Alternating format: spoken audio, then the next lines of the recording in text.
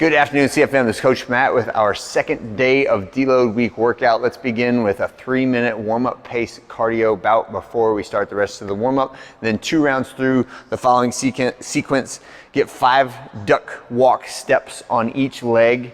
I would like for most of us to start off holding onto the rig so that we can have a nice upright torso and the hips below the knees with the heels flat, okay? So from this position, I'm just bobbing and pulling one foot off the ground at a time for a total of 10 steps or 5 on each side. And then if you wanna try the second round with no support, same thing, same rules. Just make sure that you're not getting up on your toes, right? With your heels off the ground, and make sure that you're not getting up high with your hips higher than your heels, or hips higher than your knees, doing duck walks like that. So we want upright torso, hamstring on the calf, getting nice and low in that squat stretch position.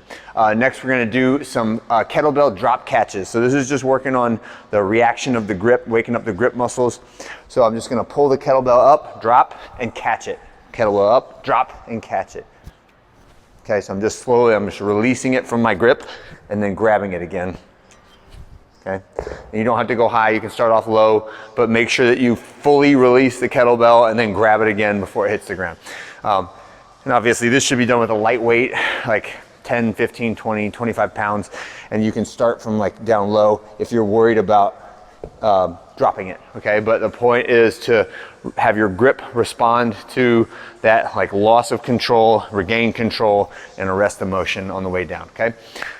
Next one is a kettlebell Romanian deadlift. So this is 2 hands, high hips, just stretching out my hamstrings and my glutes and warming up my lats and my grip muscles. And then the last one is gonna be our kettlebell windmill. So now our kettlebell overhead, knees slightly bent, we're punching the hips out and sliding that arm down the inside of my leg, stretching out the shoulders, stretching out the hips,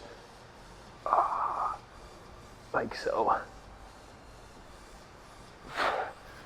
All right, next, 25 minutes of a repeat. So this is a workout that will be formatted as an AMRAP, and today it is a quality AMRAP or a deload AMRAP, whatever you want to call it. It is a 25-minute running clock where you will repeat this sequence of exercises at a deload pace until the end of the workout, okay? So we start off with a 300-meter row. Then we're gonna go into lizard steps. So for the lizard steps, I'll start with both my hands on the inside of one foot, vertical front shin, and then I'm going to try to jump and land in the opposite side, exactly like that. So 5 reps of that on each side. And if you need to pike and go slow and step and then step, that's fine. I would rather see a quick movement like so, but as long as you achieve those end ranges and you get a little bit of a stretch out of it, that's great. Next one is gonna be some handstand kick-ups. So you can do these against the wall. You can do them against a band that's across the rig. You can do them in the open floor, but just kick up and then kick back down. 5 reps. Should take no longer than 30 seconds when you do that. So make sure if you're doing a wall walk up, don't belabor this and do 5 wall walk ups and make it take like 3 minutes. Whatever you're doing for handstand stuff is over in 30 seconds, okay? Next one is a dumbbell snatch, is the prescribed movement, and there's a coach's challenge here. So if you wanna do dumbbell snatch, switch hands every rep.